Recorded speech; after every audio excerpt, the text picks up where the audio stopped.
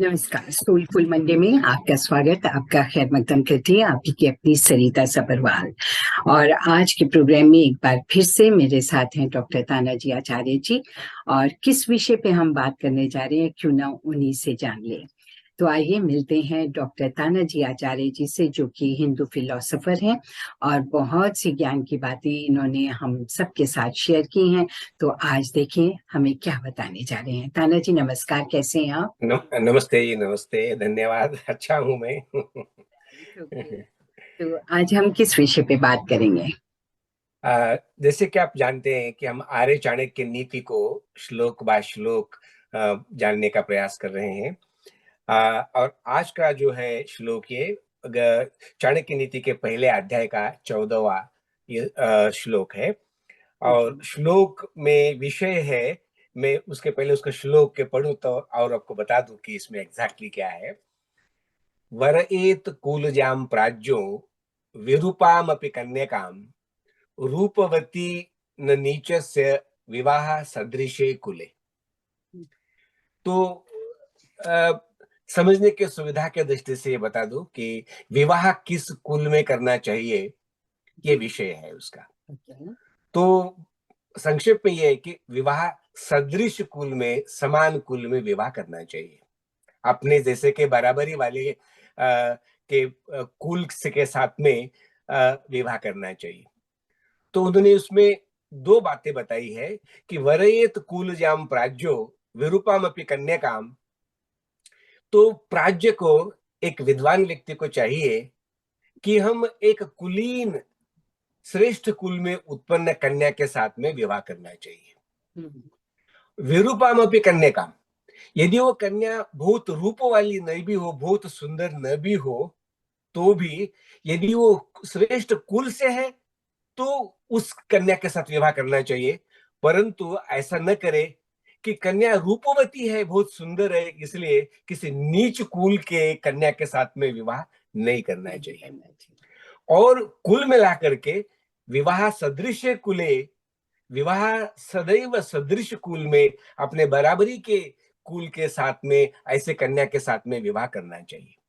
हम्म। तो उसमें दो तीन बातें मैं कहना चाहूंगा। प्राज्यो, क्या बोला है, एक प्राज्य, एक विद्वान, एक बुद्धिमान, एक समझदार व्यक्ति को क्या करना चाहिए।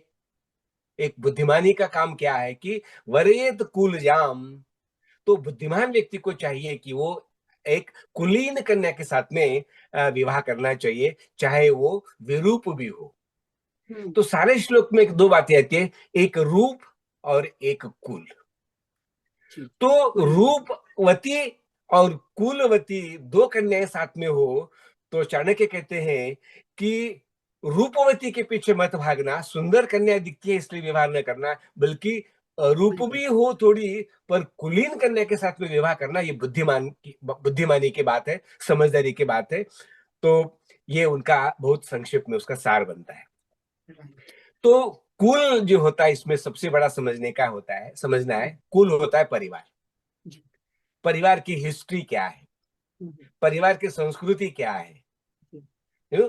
परिवार का क्या स्वभाव है। तो पहले परिवार के गुण कर्म स्वभाव को देख के, फिर कन्या के गुण कर्म स्वभाव को देखे, और वो दोनों में समानता हो, सादृश्य हो, अनुकूलता हो, तभी विवाह करना चाहिए। तो ऐसा नहीं कि कहीं का ईंट कहीं का रोड़ा, भानामती ने कुनबा जोड़ा। लड़की तो है, सब कुछ है, परंतु कौन माँ बाप है, उसका माँ का कुल क्या है, बाप का कुल क्या है, उनके परिवार की हिस्ट्री क्या है, बिना हिस्ट्री के जाने हुए किसी परिवार के साथ में रक्त संबंध नहीं जोड़ना चाहिए। हम्म। आजकल के संदर्भ में कहना चाहे तो सभी लोग ये कहते हैं आज ये परिवार को क्या देखना है, लड़का लड़की खुश है, बिल्कुल लड़का बिल्कुल। लड़की राजी है, हाँ जी। लड़की अच्छी है। नहीं, अब इज जस्ट लड़की अबाउट अच्छी यू। है, लड़का अच्छा है, हम नहीं कह रहे कि नहीं है, पर फिर भी ये देखना बहुत जरूरी है कि कन्या कितनी भी अच्छी होगी तो भी कुल का देखना बहुत आवश्यक है। फिर अब ये मैं आपसे यही जानना चाह रही थी कि आजकल जैसे कि बच्चे अपने आप ही अपना पार्टनर ढूंढ लेते हैं, लव मैरिजेस होती हैं, तो वो कहाँ देखते हैं कि कुल कैसा है? वो सिर्फ ये देखते हैं कितनी एजुकेटेड है, या कंपेटिबिलिटी क्या है। बस कंपेटिबिलिटी ज्यादा देखी जाती है आजकल देन कुल, कि कैसा कैसा उनका वंश कैसा चला आ रहा है। कंपेटेबिलिटी ये लड़का लड़की की तो देखना ही है, वो तो प्रश्न ही नहीं है, वो तो अंडरस्टूड है कि लड़का लड़की का स्वभाव गुण कर्म एक समान हो, वो बहुत ही आवश्यक है। पर एट द सेम टाइम ये भी बहुत आवश्यक है कि वो लड़के किस स्कूल से, किस परिवार से है। इसको उसको समझाने के लिए कई सारी बातें हम कह सकते हैं। हमारे भारत में तो 96 कुल पीछे तक ने, माँ की माँ, माँ की माँ, बाप का बाप, बाप का बाप, ऐसे फिर उसमें से जो परिवार चले तो 96 कुल तक इस परिवार ने ये सिद्ध किया है कि ये बहुत ही स्टेबल, रिस्पेक्टेबल, गुण कर्म के आधार पर एकदम सुंदर परिवार है, ये सिद्ध करना पड़ता था। कहां तक जाते थे देखिएगा, आजकल तो हम उसको देखते ही नहीं है। परिणाम होता क्या है कि देखिए ना, जैसे एक रॉयल कुल का एक राजपुत्र हो, एक और एक एक मछली मार ये जो होता है उसकी कन्या हो। अभी कहाँ रॉयल परिवार का संस्कार, संस्कृति, नियम, व्यवस्था, और कोई वो राजपुत्र किसी ऐसे ही छोटे मोटे यू नो किसान परिवार से, या कोई कोई टेलर परिवार से, या कोई ऐसे जो असमान, जिसका रॉयलनेस का कोई उसको पता ही नहीं है, कोई संबंधी नहीं, कोई ज्ञानी नहीं, तो ऐसे असदृश इन्हें कुल के साथ विवाह करेंगे तो होगा क्या मालूम है कि वो दोनों का मैच नहीं होगा, उनकी थिंकिंग, उनके विचार, फिर परिणाम परिवार टूट जाएगा, परिवार में सुख शांति नहीं आएगी, हर समय संघर्ष संघर्ष, और लाइकिंग्स में इतना डिफरेंस होगा उसके व्यवहारों में, तो एंड में जाके वो परिवार दुखदायक हो जाएगा। इसलिए समान वाकई कुल का में। होना बहुत जरूरी है। जी, तान्या जी, ये सब बातें बहुत अच्छी हैं और हम मानते भी हैं इन चीजों को। लेकिन साथ ही आज की जनरेशन में अगर हम बात करें तो लोग कहते हैं कि बच्चे, स्पेशली बच्चे, ये कहेंगे कि यू बीन रेसिस्ट, ऐसे क्यों कहते हैं कि इसमें परिवार में नहीं कर सकते, इसमें नहीं, या फिर इक्वालिटी नहीं है, तुम्हारे दिमाग में ये चीजें भरी हुई हैं। सो बच्चों को किस तरह से समझाया जाए इस बारे में? बच्चों को तो यही समझा रहे हैं हम कि इक्वालिटी तो देखो ना, कंपेटेबिलिटी देखो ना अच्छी तरह से। वो लड़की एक मछली मार जो व्यक्ति होता है, उसके परिवार में पली है, उसके परिवार की हिस्ट्री में उसकी थिंकिंग देखो, उसका एजुकेशन देखो, एट द सेम टाइम उसका थिंकिंग प्रोसेस देखो, उसकी एक्सपेक्टेशन देखो, उसके जीवन का एनवायरमेंट क्या था वो देखो, तो तभी तो कंपेटेबिलिटी उसकी फिक्स हो जाएगी। केवल लड़की दिखने में सुंदर है, चाहे वो बीएससी किया है, एमएससी किया है, मास्टर है, डॉक्टर है, जो भी है, पर उसका थॉट प्रोसेस क्या है, उसका खान पान रहन सहन क्या है, कंपेटेबल है क्या नहीं है। मैंने ऐसे परिवार देखे हुए हैं कि देखिएगा, एक परिवार शुद्ध सात्विक, कोई शराब नहीं, कोई मीट नहीं, कोई ऐसा खान पान एकदम शुद्ध सात्विक, और एक घर में तो रोज के रोज ये खाना, मीट, शराब, क्या क्या, स्मोकिंग, सभी कुछ है। भला वो चाहे लड़का हो या लड़की हो, कितने भी उनका आपस में प्यार हो, अब वो घर में स्मोक चलेगा, शराब चलेगी, ड्रग चलेंगे, तो वो लड़की हो या लड़का हो, कैसे कंपैटिबल तुम मानोगे उसको? जी। होगा नहीं है। मीट खाने वाले दो एंजॉय करेंगे, एक मीट खाने वाला, एक न खाने वाला, नहीं तो एक टेबल पे चलेगा। लड़की शराब को देख नहीं सकती, लड़का शराब के बिना रह नहीं सकता, चाहे कितना भी प्यार हो, नहीं चल सकता, डिवोर्स होते मैंने देखे हुए। तो समान कुल का होना बहुत जरूरी है। अब देखिए ना, मैं वर्ण की बात करता हूँ, गुण कर्म में वर्ण आते, ब्राह्मण कुल का के लड़का लड़की हो तो सेम बैकग्राउंड परिवार का है, पढ़ना लिखना ज्ञान की बात है। क्षत्रिय परिवार की हो तो पता, लड़की को भी शुरू से पता है कि माँ बाप में शस्त्र अस्त्र का चलना चलाना, युद्धों की बातें होना, किसने किसको हराया, क्या अन्य, वो समान हो जाता है। व्यापारी की लड़की हो और ब्राह्मण के कुल में दिया तो वो लड़की तो हर समय बिजनेस की बातें करेगी, वो लड़का ज्ञान की बातें करेगा, तो दोनों में कोई विचार विमर्श हो ही नहीं पाएगा, कंपेटेबिलिटी हो ही नहीं पाएगी। ठीक है, कंपेटेबिलिटी को चेक करने के लिए तो ये कुल का देखना बहुत जरूरी है, उस वो क्षत्रिय है, ब्राह्मण है, वैश्य है, क्या है, देखो तो सही वो। केवल लड़का लड़की आकाश में से तो नहीं आए ना कि भाई क्या फर्क पड़ता है। फर्क पड़ता है, पढ़ते मैंने हमने जिंदगी में देखा हुआ। अब उसमें ये भी होता है अनपढ़ लड़का हो, पढ़ी लिखी लड़की हो, झगड़े होते देखे मैंने। आज ये लड़का बीएससी मैथमेटिक्स है और लड़की जो पीएचडी है मैथमेटिक्स में, हर समय मौका आने के बाद लड़के कहते हैं कि तुझे क्या पता, पीएचडी तो मैंने की हुई है। दोनों के सैलरी समान नहीं है, चाहे कितना भी प्यार हो, तो एक बार वो बोलेगी कि तेरे से तो ज्यादा मैं कमाती हूँ। तो ये सब चीजें क्या होती है, दुखदायक होती है जन्म भर के लिए। इसीलिए कोई कितना भी कहे, असमान गुण कर्म स्वभाव और असमान कुल में कभी भी हमको विवाह करना नहीं चाहिए। ये तो ऐसा ही है, जैसे देखिएगा, जैसे मैं मजाक में, और मुझे मालूम नहीं है कि कितना सच है, जैसे हंस हंस में जोड़े बनते हैं ना, कौवे कौवे के जोड़े बनते, हिरण हिरण के जोड़े बनते। पर तुम अब हंस का और कौवे का जोड़ा बनाना चाहो, तुम हाथी और बैल का, जैसे गांव, ये डिफरेंट वंश, डिफरेंट रेस, डिफरेंट क्वालिटीज में समानता न होने के कारण प्रॉब्लम तो हो जाएंगे, नो डाउट हो जाएंगे। तो इसीलिए आजकल देखते नहीं है, बट वो देखना अच्छा है। हम तो यहाँ प्यार में पागल होते हैं, आपको पता है कि हम तो कुछ देखते नहीं है, और कितने डिवोर्स होते हैं। बिल्कुल। और जिंदगी कितनी, इन्हें हमेशा गलत इन्हें दुखदायक परिवार दिखने को ठीक दिखते हैं, परंतु अंदर से जो है ये परिणाम पड़ता है। वो एक संस्कृत में श्लोक ही कहा हुआ है ना कि दो तोते थे, एक तोता तो साधु के आश्रम में था, तो आइए बैठिए नमस्कार चमत्कार सभी वो बोलता था। और दो तोते थे जो गुंडों के, चोरों के, डकैतों के घर में पल रहे थे, वहां तो मारो मारो काटो काटो यही होता था। तो कवि को प्रश्न पड़ा कि ये भी तोता है वो भी तोता है, ये देखते ही कि कोई गया तो मारो काटो काटो कहता है, और ये कहता है आइए बैठिए, पैर उठा के नमस्कार कर रहा है, तो ये क्या फर्क है। संस्कार। तो उस तोते ने बोला भैया न तस्य दोषो न च मे गुणो वही संसर्गजा दोषो गुणा भवंती, ना तो उस दो तोतों का कोई गुण है, ना हम दो तोतों का कोई दोष है। ये तो जिस परिवार में हम पल रहे हैं, वहां जो हम सुन रहे हैं, उसका परिणाम हमारे पर हो चुका है। तो ये तो संस्कार होता है, जिस परिवार से जो संस्कार आ रहा है वो परिवार, वो संस्कार वो छोड़ नहीं सकते आप। एक घोड़ी की कथा है।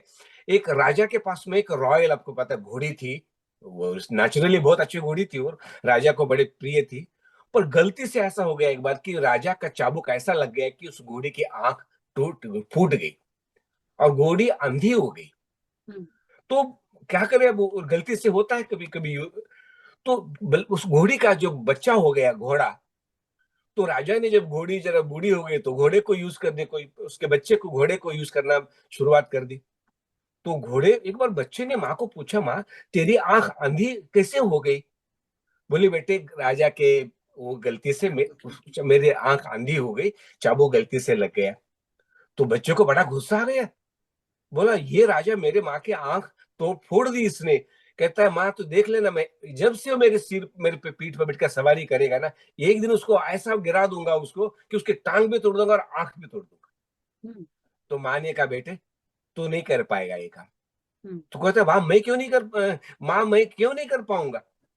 तो नहीं कर पाएगा। और कहता है माँ मैं आज करके दिखाऊंगा। सुबह जाता मन में संकल्प करके कि मैं आज राजा की टांग तोड़ूंगा, आंख तोड़ूंगा। फिर भूल जाता और शाम को वापस आता, कहता माँ मैं भूल ही गया।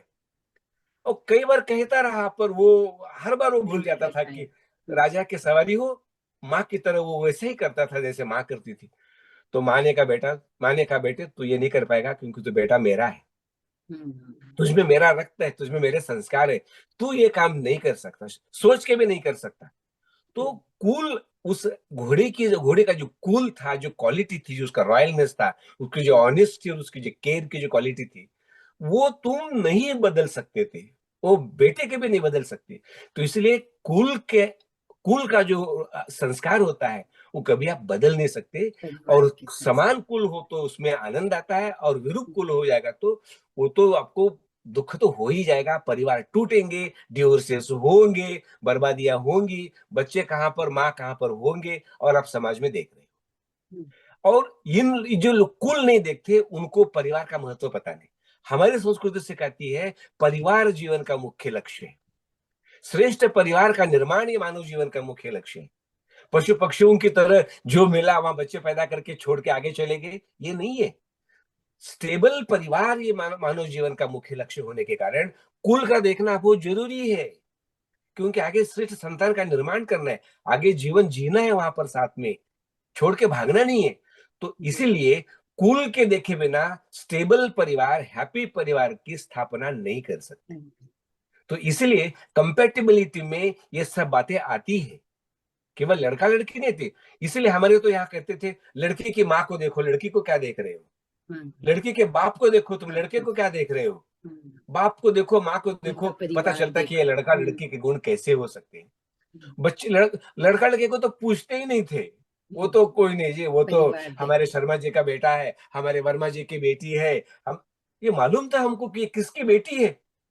और लोग इसलिए जीते थे कि मैं किसकी बेटी हूं, मैं किसका बेटा हूं। हमारे परिवार में ऐसे काम नहीं होते हैं, हम ये काम नहीं कर सकते हैं, मर जाएंगे, पर परिवार की इज्जत के लिए, परिवार की मर्यादा के लिए वो दुख भी सहन करते थे, परंतु परिवार को चलाते थे। हमारे इसमें ये आता है कि कहते कि कुलस्यार्थम, कहते हैं कुल के लिए परिवार का त्याग, पुरुष का त्याग कर देना चाहिए।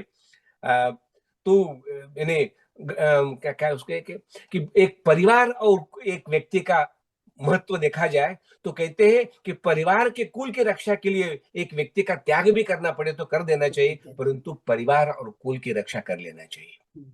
तो ये जी आजकल जो पेरेंट्स भी हैं वो भी यही कहते हैं कि बच्चे अपने आप ढूंढ लेंगे, बच्चे अपने आप देख लेंगे, ये लोग वो ये नहीं सोचते कि किस परिवार से है। तो आप उनको किस तरह से ये बताना चाहेंगे कि नहीं, बच्चों पर पहले नहीं छोड़ के बल्कि आप देखिए अरेंज मैरिजेस के क्या क्या फायदे हो सकते हैं। अरेंज मैरिज में आप देखते हैं कि किस कुल से लड़की है, किस कुल का लड़का है, तो कंपैटिबिलिटी भी देखते हैं, बच्चे कितना पढ़ा लिखे, दोनों बच्चे कितने पढ़े लिखे हैं। सुंदरता तो आपने कहा कि बाद में आती है, पहले आपको गुण देखने चाहिए कि किसी में कैसे गुण हैं, कैसा परिवार है, कैसे उनके संस्कार हैं। पर आजकल ट्रेंड बिल्कुल टोटली चेंज हो चुका है। आजकल बच्चे पहले मिलते हैं, पेरेंट्स बाद में मिलते हैं। आजकल हो गया। देखिए, मैं दोनों भी कहना चाहता हूँ, थोड़ा क्लियर करता हूँ। रूप भी हो, कुल भी हो, ये तो बड़े भाग्य की बात है। राजा दुष्यंत के समय में वो एक चर्चा आती है, बहुत ब्रीफली बताना चाहूँ। दुष्यंत ने ऐसे ही चलते चलते एक सुंदर कन्या को देखा, शकुंतला को देखा, और देखते ही वो रुक गए और कहने लगे, कन्या तो अति सुंदर है, बट इस किस कुल की है, ये जंगल में मैं देख रहा हूं अनायास इस कन्या को, ये किस कुल के मुझे पता नहीं है, मैं तो राजा हूं, तो मैं कैसे केवल एक सुंदर कन्या है ये सोच करके मैं उसके साथ विवाह करूं। पर उन्होंने कहा, ये है तो बहुत सुंदर है, तो मुझे जानकारी लेनी चाहिए। पर जानकारी लेने के पहले उनके मन में विचार आ गया कि नहीं तादृशा रूपवती कन्या गुणहीना भविष्यति। जब एक कन्या जो इतनी सुंदर है, उसकी हर हरकत इतनी इतनी सुंदर है, तो भला वो गुणहीन कैसे हो सकती है। निश्चित रूप से कन्या किसी कुलीन की होनी चाहिए। तो वो उनका रिसर्च करते गए तो पता चला कि ये ऋषि कन्या है। तो उन्होंने कहा कि ये बिल्कुल ऋषि कन्या है और मैं राजकुल में उत्पन्न हूं, तो ये स्त्री रत्न जो है मेरे लिए अनुकूल सदृश कुल बन सकता है। तो इसलिए उन्होंने शकुंतला से विवाह किया।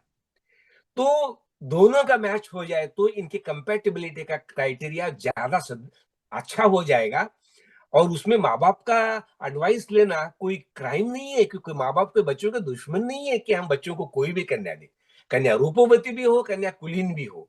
पर कंपैरिजन करना पड़ जाए तो हम यही कहते हैं, जैसे माँ बाप हम कहते, बेटे थोड़ा दिखने में उतनी सुंदर नहीं भी हो, बट अच्छे कुल की है, बहुत गुणवती है, तो ये तुझे जीवन में बहुत सुख देगी। ये विचार गलत नहीं है, चाहे बच्चों के समझ में नहीं आए, पर हमारे समझ में आता है, हम गलत नहीं है। पर क्योंकि विदेशी कल्चर में वो परिवार और कुल का महत्व ही नहीं है, यहाँ उन्होंने कभी उसका विचार किया ही नहीं दीप में जाकर के। परंतु हमारी संस्कृति में गुण कर्म स्वभाव के साथ साथ में कन्या के गुणों के साथ भी परिवारों का भी बैकग्राउंड देखना और उसको मोर कंपेटेबल बना देना, ये बहुत महत्व का माना गया है और ये बात चाणक्य ने कही है, मैं नहीं कह रहा हूं। और इस देखने से you are not a loser. परिवार भी अच्छा हो और लड़की बिल्कुल भी भी अच्छी अच्छा। हो, सब कंपैटिबिलिटी भी और डीप डाउन तक हो जाए, तो इसमें बुराई क्या है?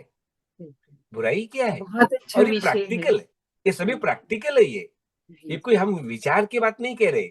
अरेंज मैरिज का मतलब किसी के ऊपर किसी को भी इम्पोज करना नहीं है। माँ बाप को भी चिंता होती थी कि लड़की सुंदर भी हो, लड़के अच्छे घर की भी हो, लड़का सुंदर भी हो, अच्छे घर के भी हो, दोनों के गुण मिले, दोनों एंजॉय करे, ये उनकी चिंता होती थी। जी जी वो कोई दुश्मन तो नहीं कि कुछ भी कर दे, सदृश्यता देखने का ही प्रयास था उसमें। जी। तो अरे ये जी, सब बहुत बातें अच्छा विषय है, बहुत अच्छा बढ़ा विषय है, सकते इसे हम आगे भी बढ़ा सकते हैं। लेकिन हैं। आज के लिए आई थिंक कि इतना ही। सभी हमारे जो दर्शक हैं देखें और समझें और इस पर विचार करें एंड हमें बताएं भी कि ये विषय आपको कैसे लगते हैं। जो विषय हम चुनते हैं, जो टॉपिक हम चुनते हैं, आपको ये एक्सप्लेनेशन या किस तरह से हमें समझाते हैं ताना जी, ये आपको कैसे लगते हैं, इसके बारे में जरूर बताइएगा। और फिर भी ताना मैं कहता हूँ कि ये मेरा विचार नहीं है, ये आर्य चाणक्य का विचार है और ये ऑथेंटिक है और हमारा अभी वही अनुभव है। अरे जी, बहुत बहुत धन्यवाद। और सोलफुल मंडे इसी तरह से आगे बढ़ता रहे और आपके अच्छे अच्छे विचार जो है हम सब थोड़े भी अडैप्ट करें तो बहुत बहुत फायदा होगा सभी को। तो नमस्कार, आपको बहुत बहुत और धन्यवाद। और आपसे भी मैं आप विदा लेती हूँ। अगले सप्ताह फिर किसी और नए टॉपिक पे बात होगी। अगर प्रोग्राम पसंद आता है तो इसे देखिए, कमेंट कीजिए, शेयर कीजिए, लाइक कीजिए और सब तक पहुंचाइए ताकि सबका भला हो, सबको ये सब ज्ञान की बातें पता चल सके। सरिता आपसे विदा लेते हैं। नमस्कार। अपना और अपनों का ध्यान रखिएगा।